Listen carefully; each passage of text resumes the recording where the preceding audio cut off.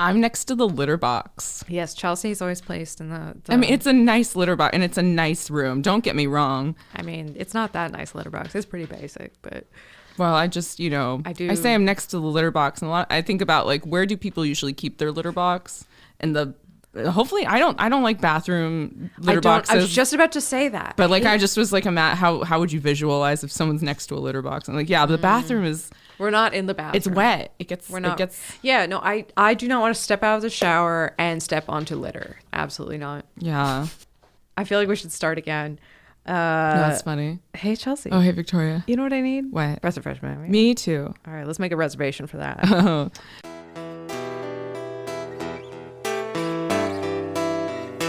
That's a movie I like to see.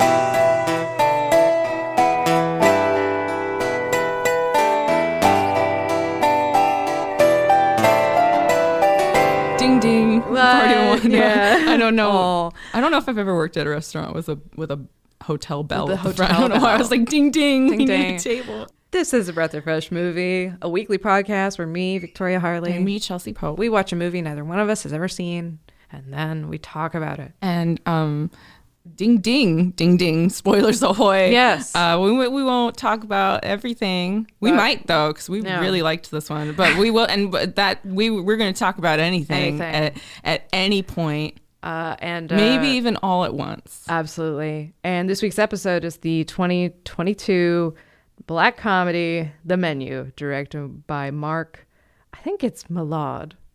I mean, it could be Mylod, but that sounds really... Millard. That sounds Millard. like... I think it's Millard. That's cool. That sounds like Milord, We should just do this for 45 we'll cut minutes. this out. This week's episode is the 2022 black comedy, The Menu. Mm-hmm. This is a couple travels to an exclusive restaurant on an island and that gets the shock of their lives. Now, this is the point at which I turn to Chelsea and go, checkpoint, Chelsea. Yes. People should turn this off and go watch the movie at this point, Yeah, right? try to go in.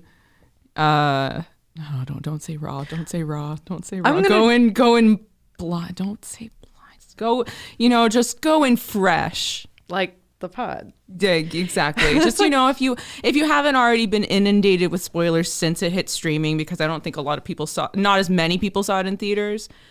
Not that I think it did bad, right? I don't know. No, it did. It did good. I had a good opening weekend. But yeah, it wasn't nearly as I think this is the same with any movie or show, even if it's been out for a while, and then it goes away for a while, and then it hits streaming, and then suddenly there's like a renewed conversation around it. Yes, you're right. Renewed discourse, renewed memes. For all the people who didn't make it to the theater, it's and I you went to see it in the theater, and you told me right away this is great, and I believed you, but I didn't act on it, and I do regret it because it's hard to feel motivated at this time. It takes a lot for me to want to go see a movie. So I get gamble. that. It's a gamble. I think a lot of people would relate. But my goodness, I think it was powerful, and I watched it, in like the worst circumstances. Mm-hmm. And by that, I mean at my desk during work.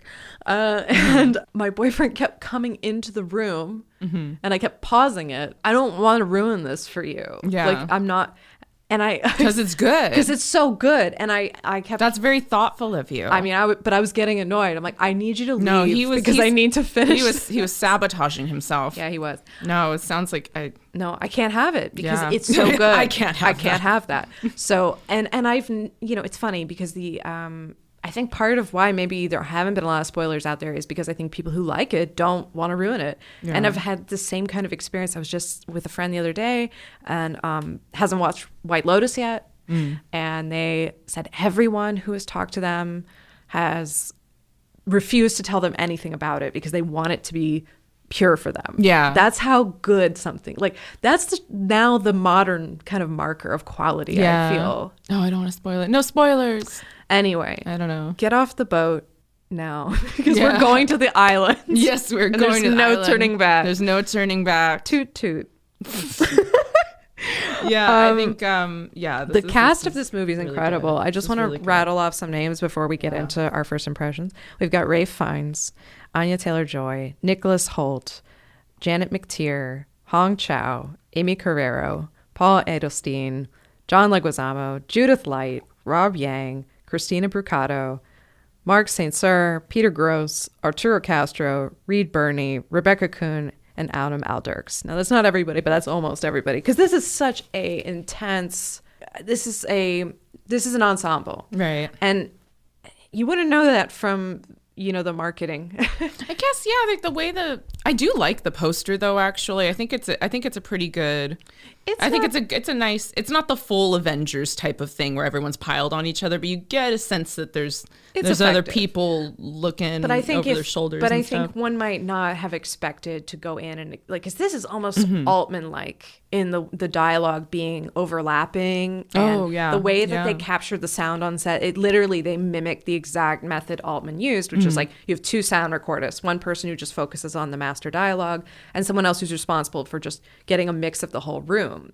That way the actors are always mic'd, they're always all present on set. That is a great thing for you to bring up, because restaurants are notoriously loud, especially ones with like vaulted ceilings like that, and just I remember thinking that as I was watching it the first time, like, wow, like it's so the noise control, this must be the insulation must be so expensive. I mean, like I'm trying to justify it, but I'm also like, it's just really good sound. But there was something too about the way everything is heard, and not necessarily because they are so. It's their job to pay attention, right? Yeah. Like it's like those. I've heard tell. I've never shopped at Barney's, but I hear tell that it's the salespeople. They'll find you they have sonic hearing. Exactly. Yeah, that's what I'm trying to say. That's a great point. It's like the service industry. You have to, right? Yeah, like you have to. Yeah, and it's I've felt that as a server going around to tables. It's hard to, especially the louder of places, which you want it to be busy so you make money, but it's also like working. For instance, I worked briefly at a little while at Bottega Louis, and it's a loud museum lobby like sound at all times. There's so many places like that. Where so you try to hear out things and it gets drowned out. I liked that in this film it's a quiet and no one's shouting or anything, and yet everyone can everyone heard, yeah. And I think also there were just it allowed for improv. It's a squib or something. I mean, like there were all these like great little moments that I felt like just it helped with the authenticity of it. I also thought as I was watching it, it's just like a Chef's Table episode. And then I come to find out, because they literally hired the guy who did Chef's Table to come and like work on this film. That's great. There's probably even, because I've never really watched that show, so I can only imagine how many even more Easter eggs and sort of callbacks to that there would be. Like the second unit work, like the B-roll of like the waves and the oceans, and then the way that it was sort of segmented by course. I mean, I loved that. I loved the titles. Yeah. I loved the way that the film was like very actively structured in this like a course meal. So cool. There's just so much about it that is perfection, and I'm really I don't care about awards. They're good for people sometimes and all that. My God, this deserved to be recognized for so much more. The writing is fantastic. The performances are great. It's just, I mean, it takes place all almost in one setting. It's like it could have been a play, except no, it was a film. It was written to be a film, and it's fucking perfect and beautiful, and it uses all the elements, and I don't know. I liked it. I think you liked it. I liked it. Yeah, my first impression, I'm going to say I agree that that's all. Yeah, just in the marketing, it was not. It was pushed, I think, more as like a lighter fare, I guess. Or I don't know. They didn't. I don't know if maybe there just wasn't a lot of confidence in pushing it for awards, or it just wasn't that kind of movie. I don't know. I worry that maybe it got, and not that this is fair or unfair or whatever, but I think like maybe it was sold more as a horror thriller. And there's something about horror that's definitely not respected. It's treated as a lower genre. It's treated that's as true, trash. And I can definitely see that playing some sort of role. Although there was a little recognition at the Golden Globes, right? I think so. Was it just Ralph Fiennes, or did they also? I think it was Ralph. It was just the acting, I think. But that's a shame because the writing is really great. I thought that the screen maybe not. Maybe I didn't take a full list of that. That's okay. But it definitely was one of the best movies I watched this year. Even thinking about all the Oscar contenders, it's like the menu of already rewatched it a couple times. Like, it's just good. Well, the first time, I mean, I was really hooked up because I have no idea what's going to happen. Yeah. I have no idea where this is going. Yeah, I was like wondering at one point, and I like talking to other people about it too. Like, I think more people thought it was going to be like straight cannibalism at some point. Like, I think that tension was in the room. Yeah. Like, there's that implication of it. There's certainly consumption. I think what's great is that it both doesn't literally do an eat the rich thing, but also like one is tempted to, I think, categorize it as that, but it's like it's more than that. This is about it gets pretty close dressing them up as s'mores at the end. There is the it's a very on the nose metaphor. It's not, but they're not literally being cannibalized, but they are being.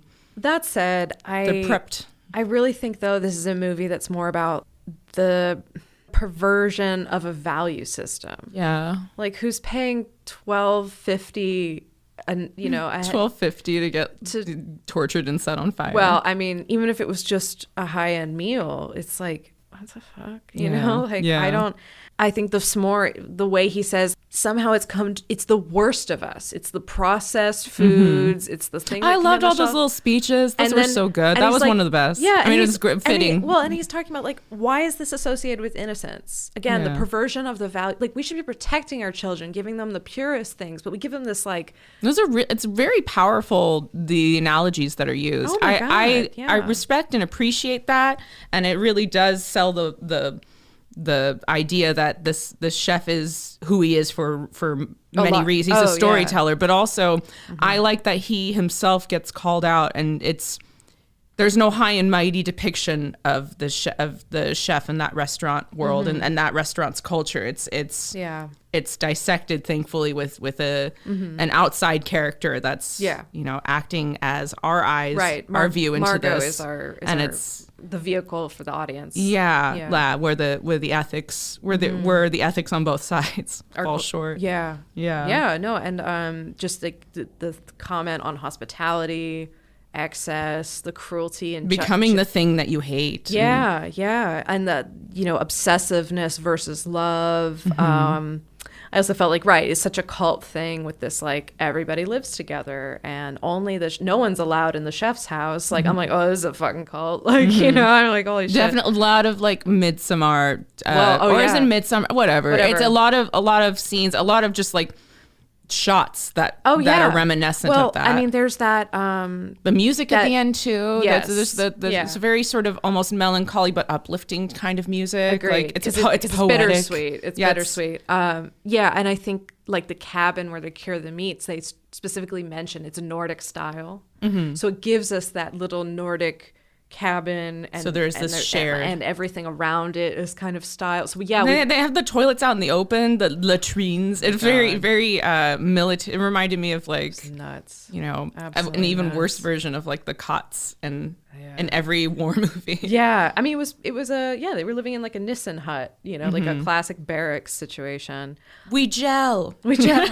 Some lines I really loved, which was, and this is a response to like, name something that, you had here. One dish, and it's like, cod. And, it was rare spotted halibut, you donkey, That's great. And he's like, well, what does it matter? He's like, it matters to the halibut. Matters to the halibut, like, which is so silly to me too. It is, but it's also like, you fail to appreciate like things died for you. He's like, it turns to shit in your gut. I see both sides of it. You know what I mean? Same, It's like, I like that the movie did a great job of, he's right. Everything he says is not really wrong, but it's also like, calm down. The halibut had no thoughts, and then it got hunted, and that's... It didn't have a lot going on. Calm down. Yes, food gets digested. Everything turns to shit. It does. I don't know. There's a lot... Maybe don't be in an art form where that happens. Yeah, well, it's good. I mean, it's great. Then you have a character like Margot. It's not...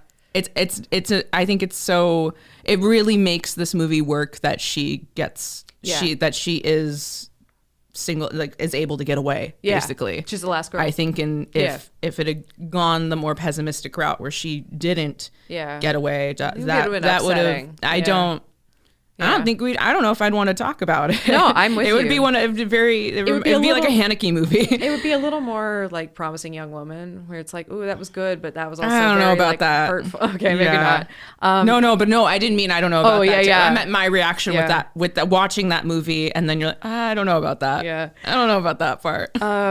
That's right. I don't know how I feel. I mean, the line of the whole fucking movie is, "You will eat less than you deserve, or less than you desire, and more than you deserve." Of course, I fucked it up. That's okay. That's leave it to the pros. Leave it to Hong Chow. Honestly, she's nominated for The Whale, but it's for this. Yeah, no, she's incredible. I Know What a Bad Customer Is. He says that with such empathy, like that. It broke my heart. And finally, this is like this is Sparta line. There are no substitutions at Hawthorne. It's great. And then he lowers the guy into the water. Very, very classic. I also thought the whole sous chef with the sexual harassment story was very powerful. Yeah. You know, that's so many women's experience who work in kitchens. I don't know. I thought that was great. No, I think it's great too. I am trying to think to some of my favorite little quotes. No, all good. I wrote them down because it was just like, good. No, it's good. I was like, oh shit. On second watch. Let me go. I mean, starting at the top, I like the first reaction that Nicholas Holt's character has because he's playing the guy who, you know, the foodie guy. He's the foodie trope character, and he's like, it's laughable how good this is. Like, it's just so. Yeah. And the way they all describe their food. I mean, I love the transition of the food critic from being so disdainful about the emulsion being broken. She has to take off her glasses, and this shouldn't be happening. Not at a restaurant like this. And yet, here it is. Here it is. And the broken emulsion, ma'am. You're more broken emulsion for you, ma'am. Just everything Hong Chow did too. Just she has like such a control of her face and her delivery. It's not quite that Aubrey Plaza sarcasm. Like it's hers. Aubrey's feels biting in her, groundedness.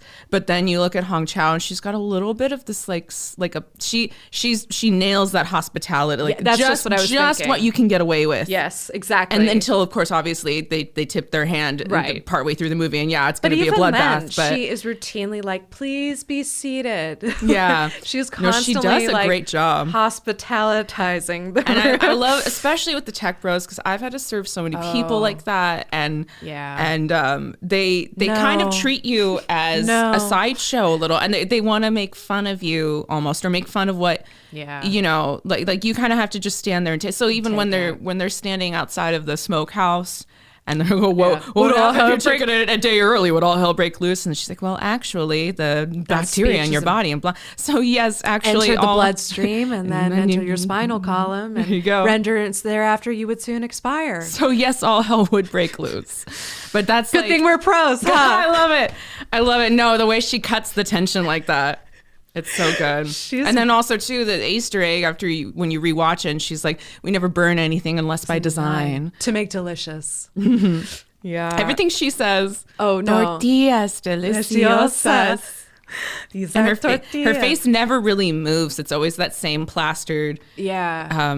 Like the whole I also pleasant like pseudo pleasantry. Yeah, and I think it's not robotic, but the moment that Margot shows up and it's like, no, her face. You're not supposed to be here. Her face when she looks back and forth between I keep forgetting Nicholas Holt's character's name. Tyler. The way she looks back and forth between Tyler and Margot, and you see you see the like it's especially because we don't know anything. You don't know anything going into the movie, but it's gonna.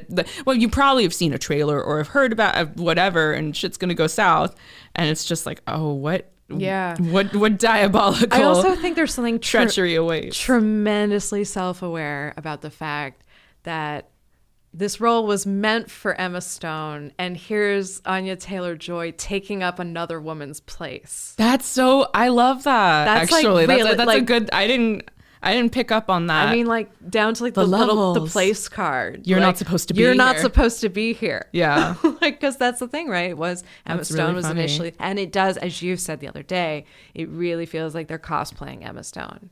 But also, okay, so yes, I do that's feel not to that. dismiss. No. I'm glad you brought that up because that is that's something that I thought about. It's an aesthetic thing, not a acting thing. No.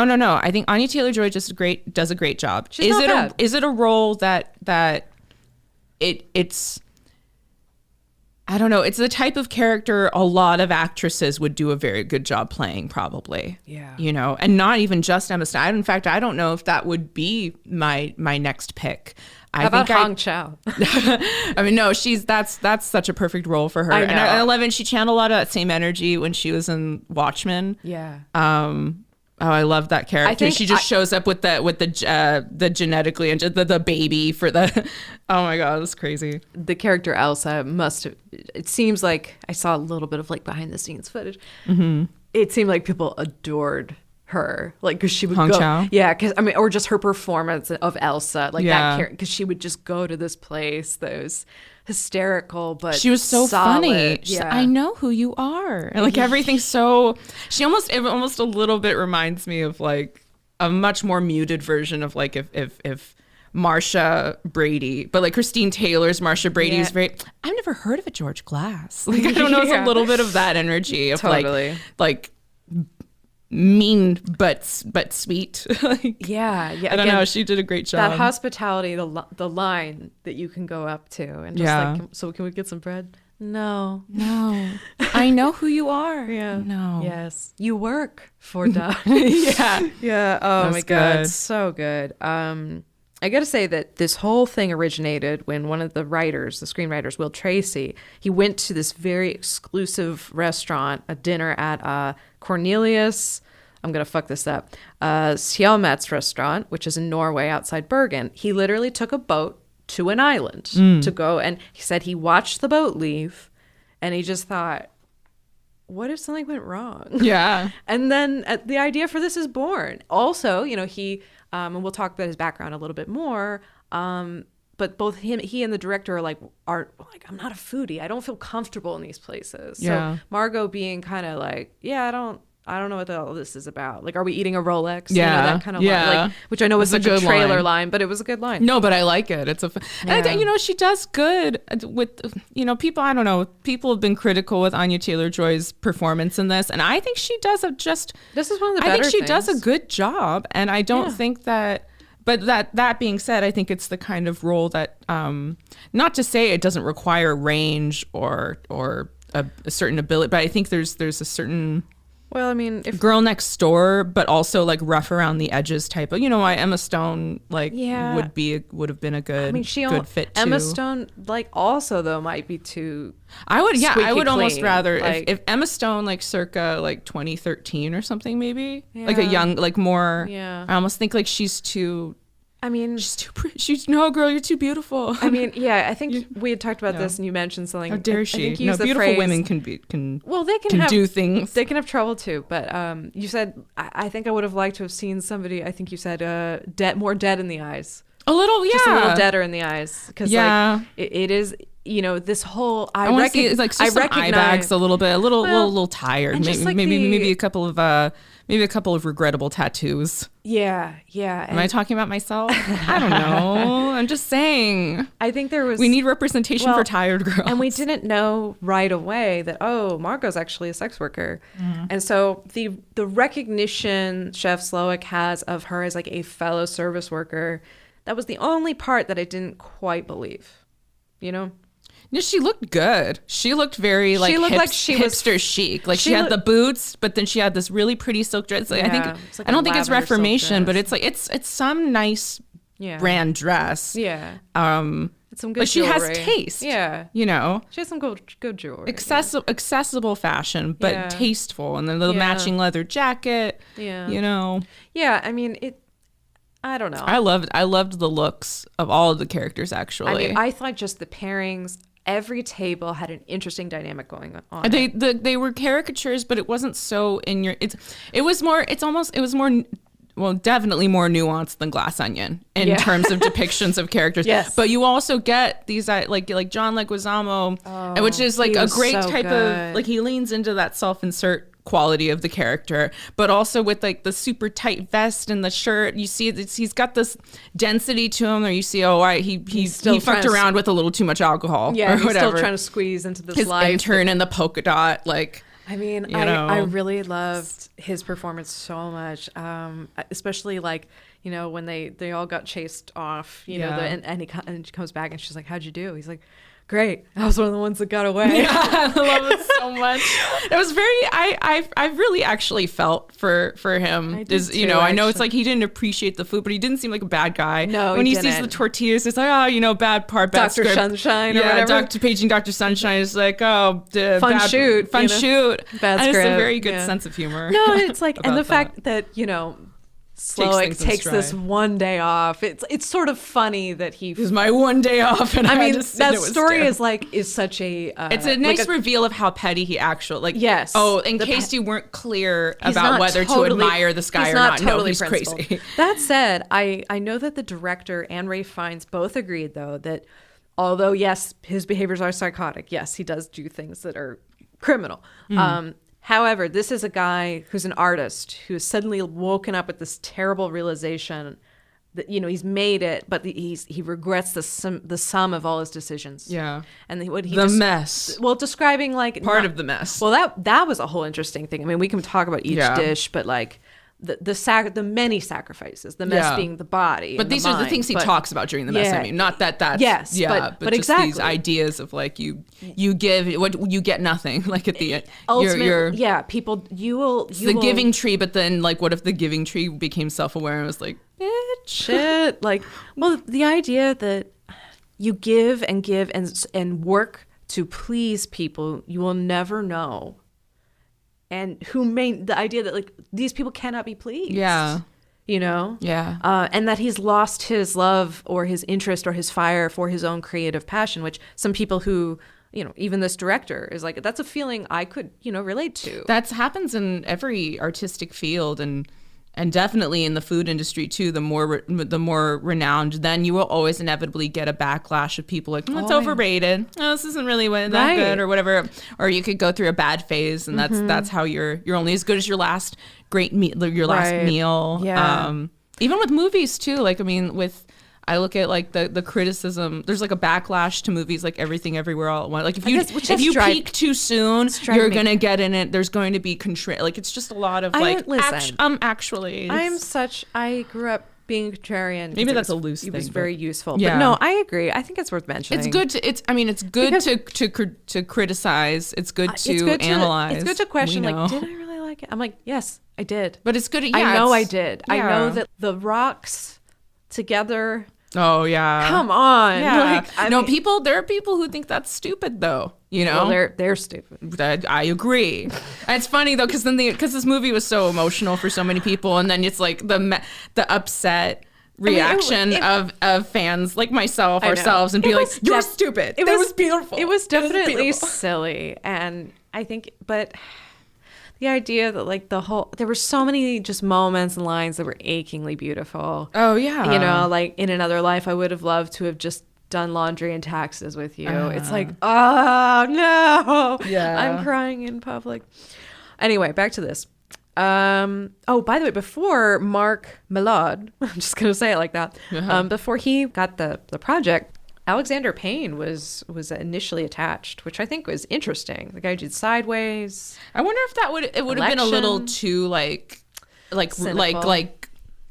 I don't know. I almost get a little bit of not full blown Wes Anderson like emotional detachment vibes, but a little bit with Alexander Payne like characters. Sometimes they seem to be a little he kind of hates his well, characters. This is absurd. Well, like they're like they're a little too self aware. Yeah. In like a no, you're right, and I felt like everyone in this. I'm talking out of my ass. He's a great filmmaker. No. Listen, he's great. But this is just it went this way. That's all I'm saying. And this director, how they spent the first week in rehearsals, and he, the idea of like we wanted to just make sure everyone knew what movie we were making, that we were all on the same page thematically, tonally. We all were making the same thing. That's so important. It really is. I mean, I'm just a dumbass with a bad web series, but that's an important thing to do at every level of creation. No, it absolutely is. I have a few production notes here that are kind of interesting. I mentioned this whole sound thing. You know, he went Altman style. He also made the cast. The Malad made the cast watch Luis Buñuel's Exterminating Angels. I guess that was a big inspiration point. Because have you seen that? I have not. Should we put it on the list? Of course, it's going on the list. I knew this was going to happen. Is it old? It's from the 60s. We haven't done enough. We haven't done any Buñuel, and we should. We should. The broccoli's gonna go bad if we don't eat it. We should. we should get to that. I just mean, no, I'm sure it's great. Hitchcock references Buñuel as like, sure, great, you know. Yeah. People like, you know, he's worth. We'll spend some time. Yeah. Anyway, the film was shot almost chronologically, which I think actually, that's cool. The people in the that's cool. That's not normal, right? It's not normal, but they're all on one setting. Yeah. And the beauty of being able to have your kitchen staff, who, by the way, were being played half by actors, but also half by real cooks. Yeah. So they were preparing the dishes that were coming out next during those scenes for the realism and all of that. Yeah. And it's worth mentioning, Dominique Crenn, the 3 Michelin star chef, was brought on as a food consultant, chef consultant. I love that. Oh my God. No, you can tell this is a movie made by people who really understand how this industry works. Yes. Even just like the way they cast the kitchen staff, you know, most of them, they don't, you know, we never meet them, but we see them as this like tableau of we meet like two of the them. Movement. Mm-hmm. Yeah, I mean, yeah, we Jeremy and a couple of them, what's right? Her name? The gal who was. The gal who makes man's folly. And who's like, oh, I was the one who pitched that one should die. No, she's great. Super proud of it. I loved the casting for her because she she reminds. I just feel like I've worked with like so many like very like cute like blunt cut bang cut like that specific look, and she's very elbows, but like I mean this in a good way. There's this the way she moves her hands because.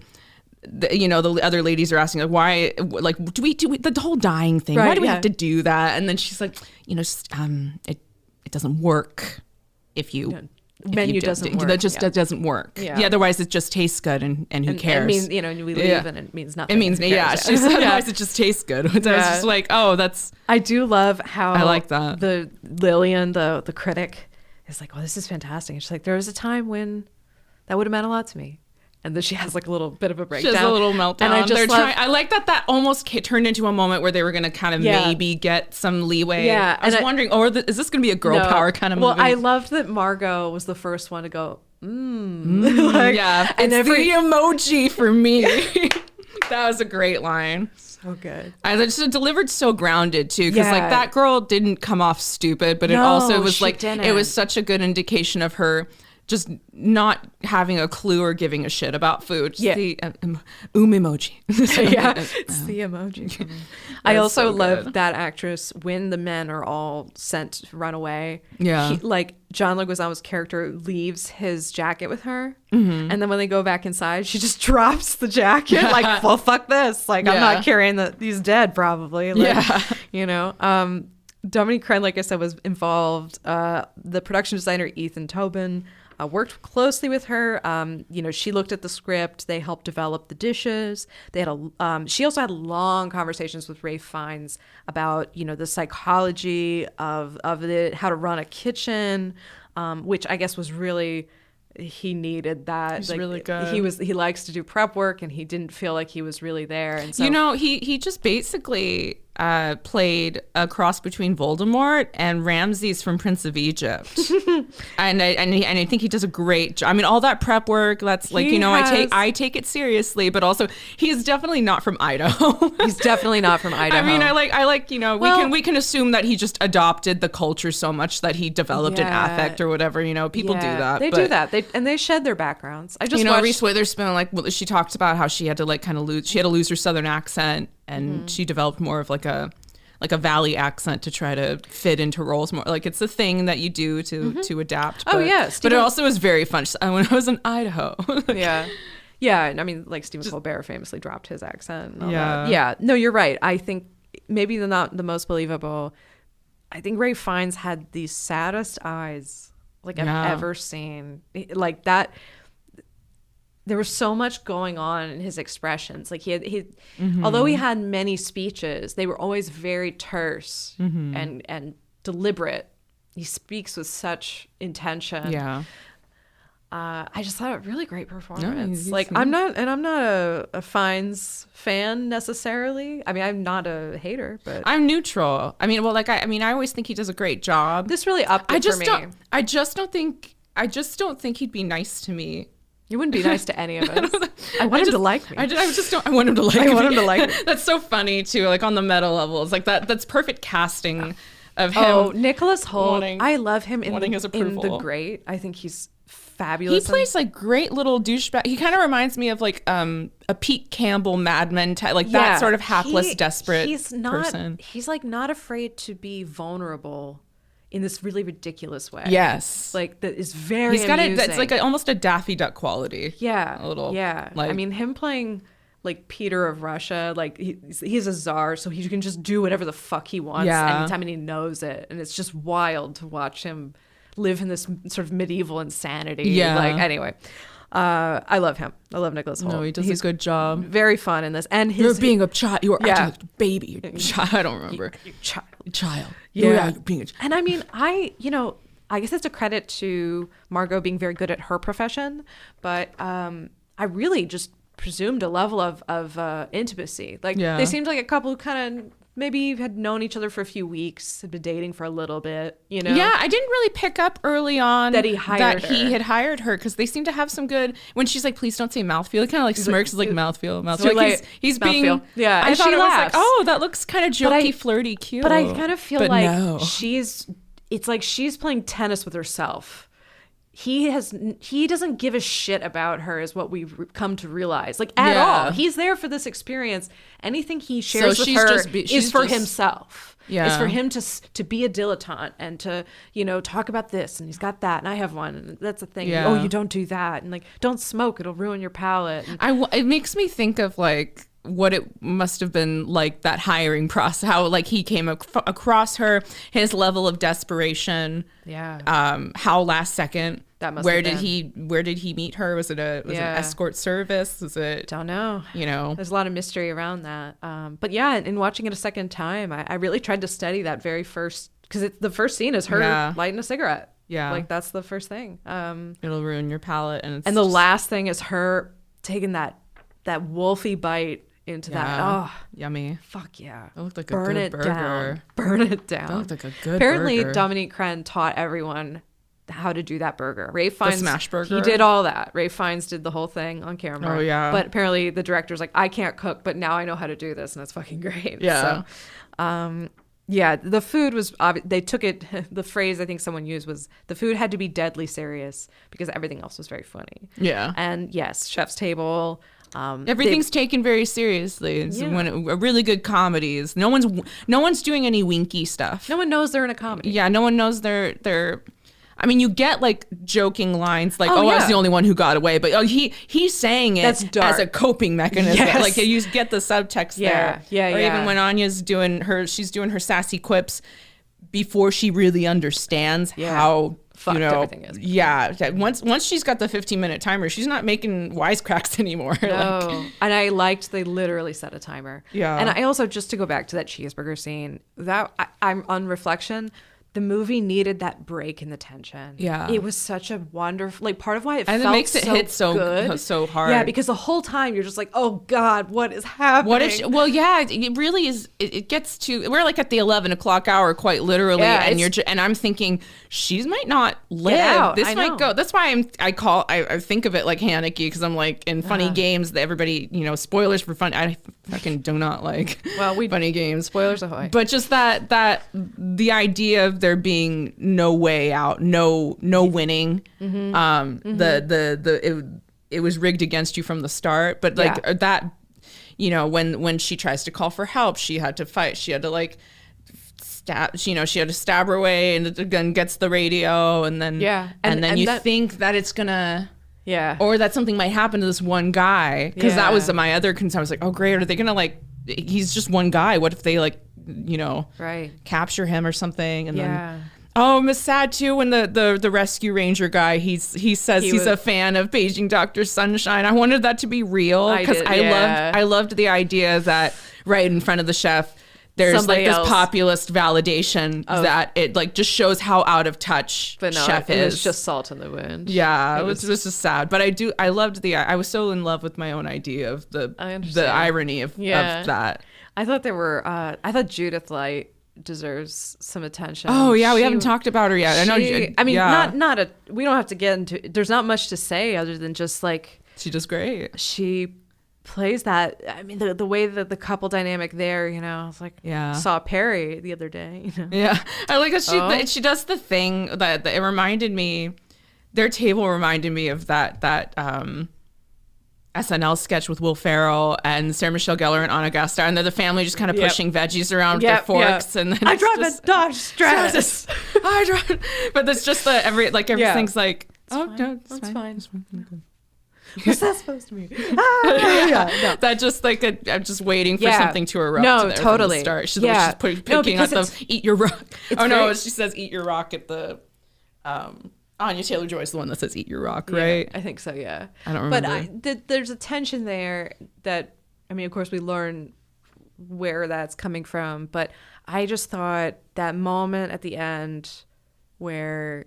That was great. It's clear that Margot's gonna get out. She's got the burger to go, and she turns back for a minute to look at the others because it's like, oh God, can I save these? Like it's the guilt, the survivor's guilt. It's the survivor's guilt, even though she's fully justified to get the fuck out of there. But the way she looks across the room and the pan falls on Judith Light and she just gives her that little wave with her hand. Like it's just there was so much forgiveness. Run, girl. Yeah. That identification of like she could have been my daughter. I think I love that, and also the message being sent of let yourself go, like like be like look out like for take you. take care of number one. You're allowed to you're allowed to save your own life now. And she kind of has been the whole time. But I think that moment, that pause, because I mean I think all throughout she keeps getting called into the kitchen and I'm like, I would be wanting to know what the fuck was that all about? Why is she, you know what I mean? Yeah. God, the angel wings on the. Yeah. That leads me to, I'm taking the angel wings that you brought up to. You imagine all of the cult members in their bunks, like one's making the wings and then one's making, there's like, I'm making the marshmallow jackets, 8 down, like almost ready. Ooh, look at me I'm making the Rolo chocolate head hats. Like, those hats were chic. Hey, what do you think? 8's like, hey Barry, can I measure the circumference of your head? I want to make sure you have the biggest head here. I want to make sure they fit everybody. There was a lot of prep work that went into that. Yeah, that's really funny. They're just all like bonding and crafting for this. This will be fun. Oh yeah. I can't wait to die. Yeah. It's like, oh wow, I found a bunch of really big rocks for the scallop plate, you guys. Yeah. The tension of the lowering of the guy, like the angel investor into the water. I wasn't sure what was going to happen. For some reason, I thought he was going to get like pulled apart. That was harder than the finger cutting scene for me to watch because of the way it just slowly, and no one can do anything. No. I was actually surprised. If I had been there, I would have at least closed my eyes and covered my ears. Like, I'm not going to watch this. I thought also that was like a moment too that, okay, this is a publicly recognized figure who's being that's drowned. Them being like, this is real. This is real. Like, I mean, because the critics at one point think the acting is tremendous. Like when the guy gets his ring finger cut off, they're like, oh no, this is all for our benefit. Yeah. They're still trying to, like, a man has shot himself in the head. A whole bunch of shit has happened. They're like, no. It's theater. It's theater. It's what he does. Also the effects, I want to say, especially with that scene of them watching this man with the wings, they weren't actually shoreside. That's blue screen, right? Or green screen or something that they're looking out at. Because really, really good. I think effects. So that looked pretty sure. That looked like a real view. Yeah, like it looked real. It also kind of reminded me of. I don't know if you're familiar with the stories around Bohemian Grove. It's like this, basically just like Republicans go and camp in the woods every summer at this place up in the redwoods. Interesting. Yeah, people would come together from like there's a famous photo of Reagan and Nixon and a bunch of other super powerful people. Yeah. It's like a summit. It's like a summit, but they have a lot of theater as part of it. Like it's a lot of rituals and bullshit. You know, even the high-powered Republican politicians, you know, they want summer camp. Yeah, and it's boys only. There's no women. Only. There's no women anywhere. That's funny. It's really dumb. I'm laughing. It's really actually dumb. In fact, I think, if I'm not mistaken, Harry Shearer not infiltrated it. He was invited as a performer, which is like, that's the only way a Jewish person would be invited there. That's crazy. And he was like, oh, it's just a bunch of people playing dress up, and it's just really pathetic, and you know, but skills, but for Republicans. Yes, exactly. What's the opposite of the Borscht Belt? But yeah, that's anyway, all this is to say, they do this whole thing over a lake at one point, and it just felt like that same kind of thing, the way that, you know, we got the Midsommar. I'm going to say Midsommar. I don't know why I leaned into that when it first came out. I was like, it must be like Midsommar or something. But it's just Midsommar. Yeah. And I just can't help but say it the weird way every time. It's like there's another thing that I can't help but say weird. And I don't remember what it is. Yeah. But and I think epitome. Yeah, epitome. Yeah. Epitome. I think there's a lot. I don't know. I started seeing backlash to this one, you know, this one, and people. It's too good. Like people liked it too much, and I find that absurd. Now the people got to say they didn't. I think this is a movie like you're not invalid. You're just wrong. This is a movie. All right, small brag. They're not big brags. They're just little brags. Yeah. I have a master's and I got it on scholarship. That's 2 brags. The third brag is that part of that scholarship was that I taught composition, like English 101 to freshmen, and you'd have them analyze something, and nobody wants to analyze, you know, a speech. So I'm like, go ahead, analyze this commercial or this movie. This movie would be great to make students analyze, because you could go in so many directions. Oh yeah, this is very like an AP English movie. Oh, between like the symbolism of the dishes. If it was a book, this would be like the movie that they'd play in the classroom. Well, because I mean, I got to thinking about how each course challenged kind of like a different bad behavior of customers, right? And I don't know, I just felt like there were all these, the moments I'm thinking of service workers watching this and being like, yeah, fuck that guy. I hate when people do that. Like what you were just describing with the fucking bros and the way that when they were just making fun, like with the smokehouse thing, which is like, it's one of those, that one, they're not awful people for doing that, but when your job is so predominantly filled with this sort of like you guys had to go and chase down a pig in the back and kill it, and like just like people just doing, it's so many, and then you having a bad day, you're like,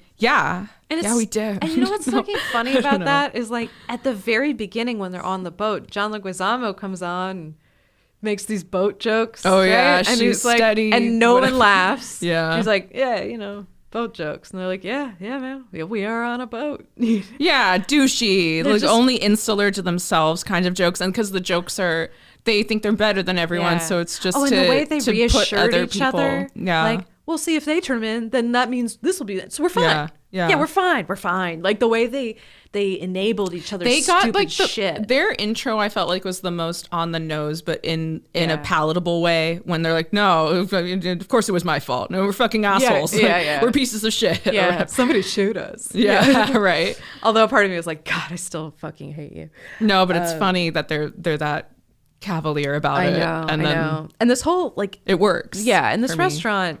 It's inspired by all those high-end things. Yeah. I just want to mention Noma, because literally I just saw a story today about how Noma closed. Oh yeah. So it's like I never went. And the head, not me neither. But the headline was sort of positing the question that this movie was positing, which is like, can this really go on? Yeah. Like, this isn't sustainable, and people can't. You know, the perversion of the value system. Yeah. That we have fetishized things and made things luxury and exclusive, and I don't know.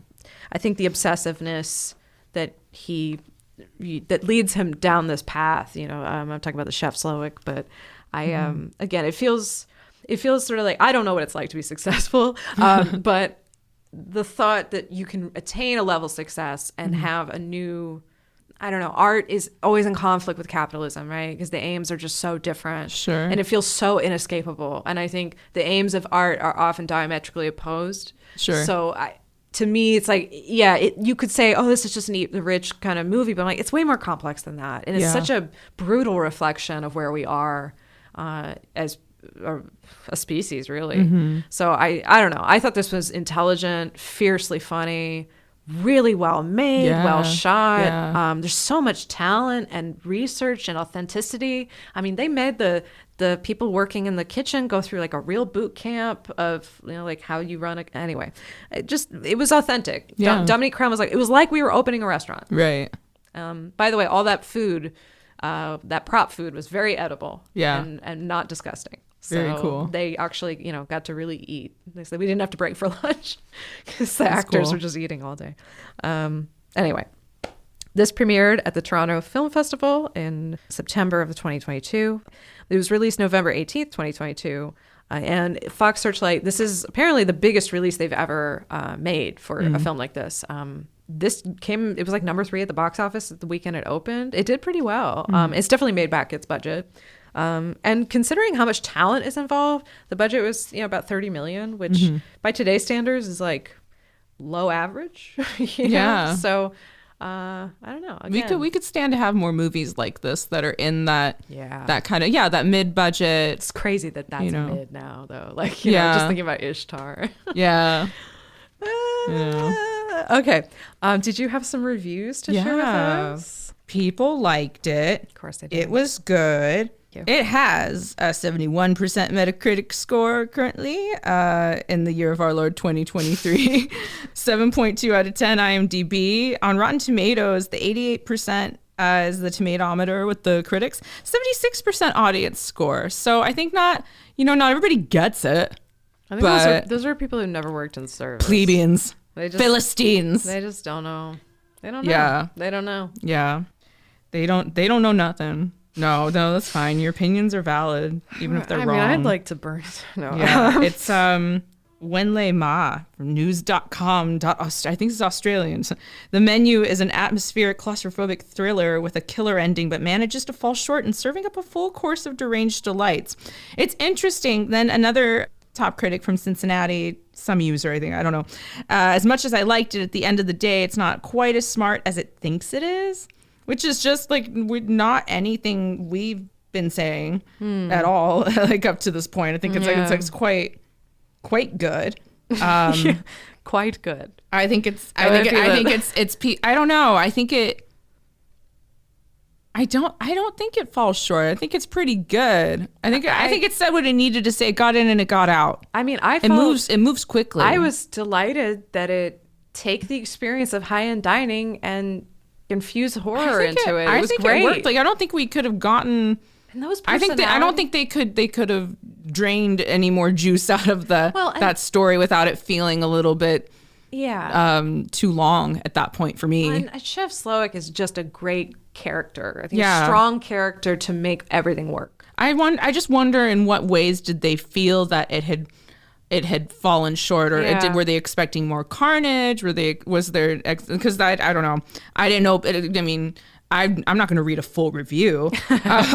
No, but I got it. The Letterboxd one's like, this is a very joke-able, a very memeable, tweetable movie. Mm-hmm. And got Brian with the 4 stars and a heart saying, Ray Fiennes served and Anya Taylor-Joy ate.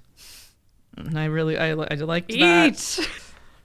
Sorrowfully, babe, would you still like me if I was a s'more? Frowny face. This is girl Lily with 4 stars and a heart. This is a good like four to like, this is at least like for me like a solid 4-star movie. I think why it doesn't hit the full 5 stars for me.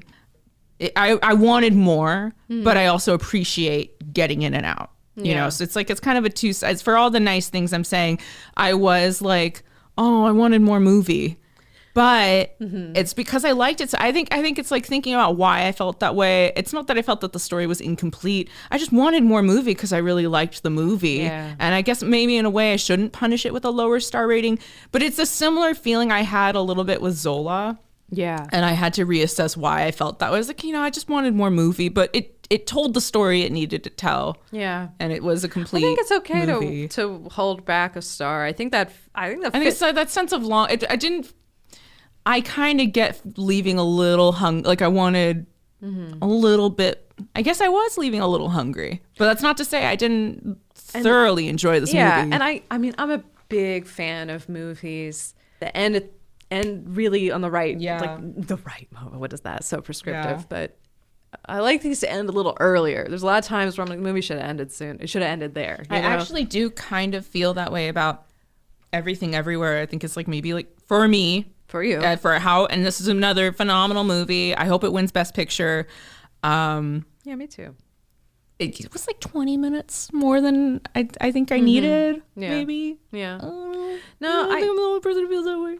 But, I don't know. Kudos to people who feel comfortable criticizing a popular thing, but not in a mean way. Not in a condescending or potentially even racist way. Yeah. It ended where it needed to. I think like, so. I liked the last shot. It was a complete arc. I think like adding another meal was like maybe not. Yeah, the last shot was good, and we got what we needed. A part of me was like, oh, I almost like want to know how the world reacts to this shit, But it would be so unnecessary. And it would violate, I think, like what you're saying. I mean, it begins with them on the dock.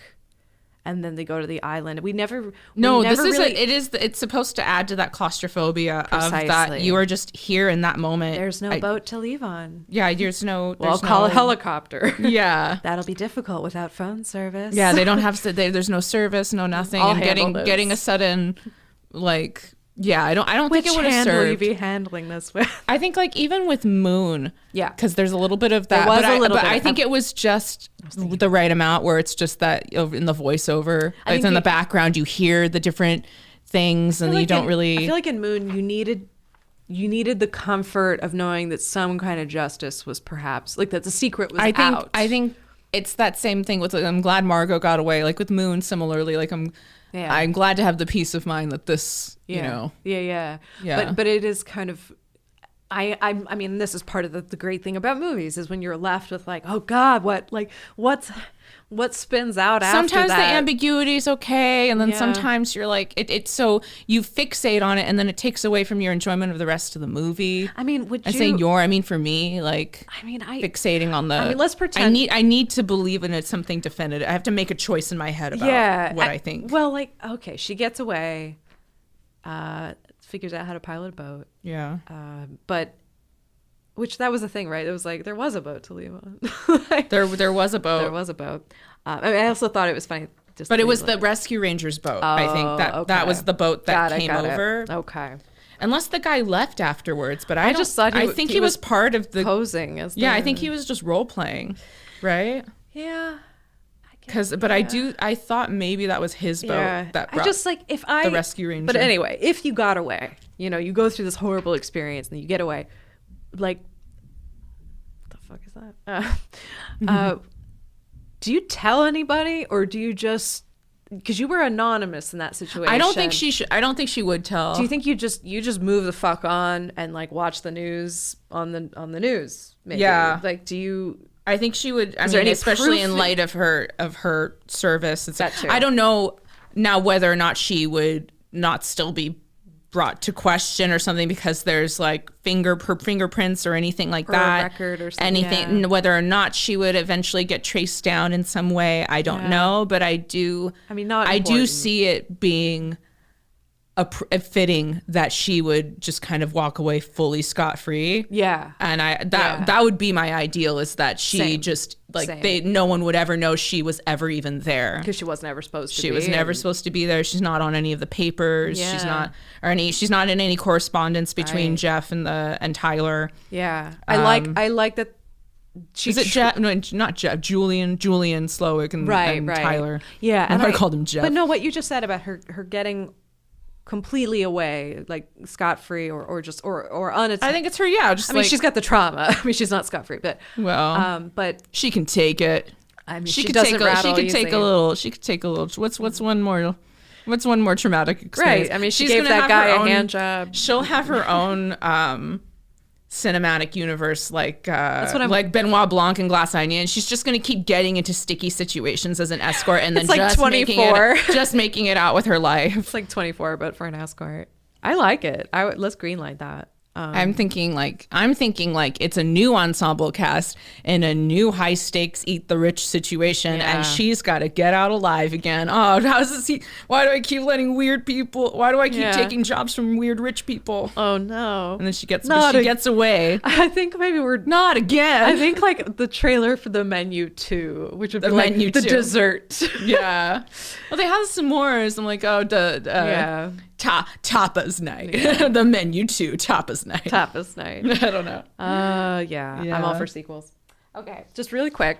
Some other movies that came out at the same time. Black Panther was number 1 at the box office, followed by The Chosen, followed by The Menu, followed by Black Adam, and number 5, Ticket to Paradise. But other movies in the theaters: Banshees of Inisherin, Till, Bones and All, Triangle of Sadness, Tar, After Sun, and a heap of others. Because this is Oscar season. Yes. November.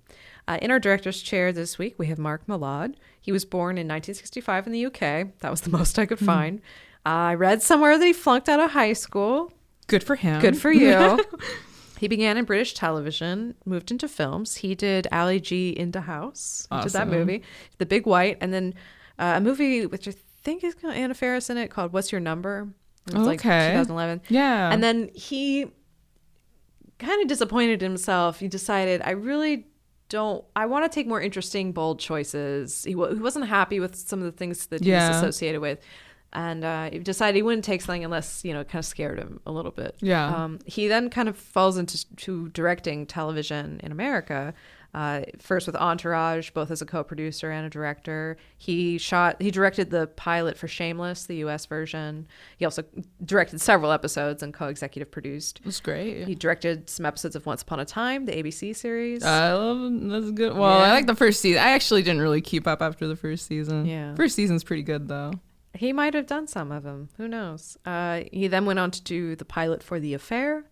Then did several episodes of Game of Thrones, which I think really solidified. He's got quite the little roster. Well, and finally, Succession, which he has directed several episodes, executive produced. He's also been awarded several Emmys for his work on the show. He just knows how to make engaging television. He just knows how to make engaging, watchable content. Yeah. Sounds like he knows how to entertain the masses. Yeah. He says, I look at characters not with disdain, but with curiosity as to what led them to that state of entitlement.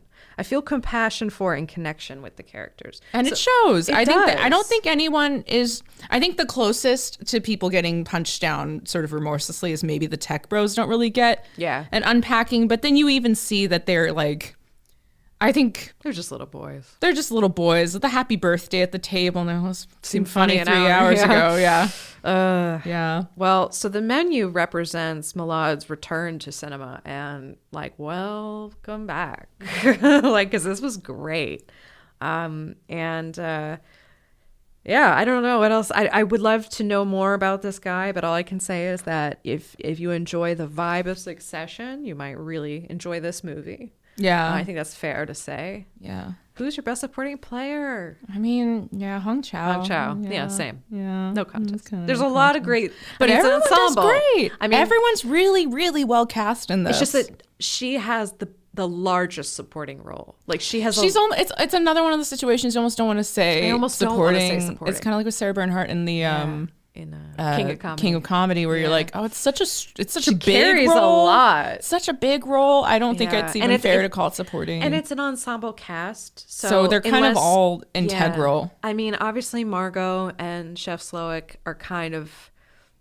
They're kind of the main opposition back and forth, tete-a-tete. Yeah, and Tyler is just sort of the one who's closest to the her. Next one so up, God, when he broke that glass of wine. Yeah. I was like, oh God, what a slob. What a He's slob. being so annoying. He was And then when awful. they were like, no pictures and in he's the just first taking day. fucking pictures. Which is funny too, because he knew he was going to die. So I'm like, he's just hoping they'll get. Right. They're just going to. That was a little bit. That was weird. That was weird, actually. Yeah. It's like, but he just can't. He seems to just not be able to help himself. Well, which is kind of the theme. And I thought the moment of make this fucker cook and see how hard it is. Yeah. You know, like that felt like such a moment. It was so of like, pathetic. but when somebody, you know, is being a shit at a restaurant and it's like, I'd like to see you try. Yeah. You know what I Yeah. mean? Like that. No, like, that happens literally. so often. And this literally, they made him try. Yeah. Like we watched you try. And I'm not gonna lie. I would eat a shallot and leak lamb shank dish. Yeah, I would eat it if it was prepared. If it was with a few more seasonings, it would be delicious. Slowick was such a bitch. Like with the whole it was actually quite bad. But just also like introducing us to a chopping method and that we were unaware of until now. He's so mean. He's so mean. And then like gets him to hang himself. Like, which I mean, at that point we know that he deserves it. Absolutely. Well, yeah. So, I mean, for him to hire an escort to murder her, for her to die. You know? No, I mean it was the ultimate comment on her inhumanity to him. Yeah, like the way to kill a hooker. You're disposable. Like that. It was a very He's a low rent version of American Psycho, Patrick Bateman vibes. It's just like I hired you, you're disposable. Yeah. His he was so self-obsessed. Good stuff. I would ask you if you'd watch this again, but I already know you have. Indeed. And I've watched it more than once now. So go watch it. Yeah. Go watch it, assholes. It's on. Yeah, enjoy I was going to say assholes. Go watch it, you donkey. You go watch it, you donkeys. You donkeys. That was great. Taco Tuesday. Oh my God, the way he taco. It's the blinking he does after. Is like, I hated those. Yeah. Also, like, am I getting bergamot? Yes. Eye roll. Yeah. That was a funny moment that was in the trailer. I liked. It was. Where it's like all this, we're going to die tonight. Yes. Blah, blah, blah. God, that fucking guy, the Ted, I feel like, and it was something about, I mean, his performance was great because I hated him so much. Yeah. Like the way we're enjoying his culinary biome, you know? Yeah. We're eating the ocean is what she said. It's thalassic. Yeah, thalassic. Yeah, oceanic. Right, of course. And it's like I mean, just the definition of dilettantes. Yeah, and the way he is such a yes man to her. And when she's like, "I make my own yeast out of apples," she's like, "Oh, you wicked thing, you wicked thing, you wicked thing." And like, you know, just like, what's the obsession with snow? He's like, I don't know. Officially an epidemic, and no one is safe. Like, he just bolsters everything she says. It reminds me of very Sex in the City, like quippy banter. Where it's like one of the girls will say something, and then Carrie's like, and now it's a weird little bit, like, you know. And I know we've like wrapped, but I mean, just the overhearing all of that shit, the way people are merciless, like the behavior. I mean, I don't go out to eat with people if they behave that way. Like, you know, I'm like, no, I don't. That's disgusting to me. Like, you don't treat people.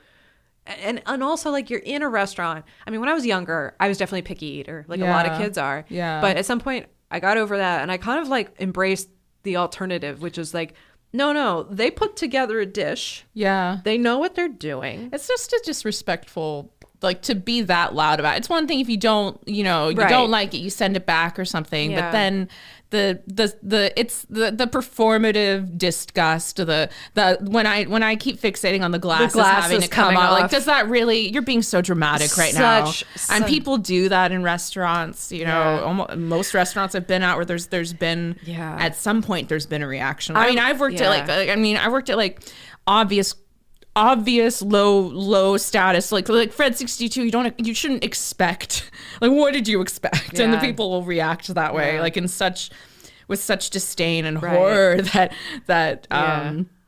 something doesn't look the way they want it to look, even though it's perfectly fine. I don't know. It's just Lillian and Ted were pretty awful. They were the great casting, the perfect New York asshole dilettantes. Although I love her look with the purple hair, and I actually liked her look a lot, but also was like, it's just fun. Like, there's showmanship to her. She's her aesthetics are very important. And, she's so arrogant. And like the God, everything that comes out of her mouth is so frustrating to listen to. Yeah.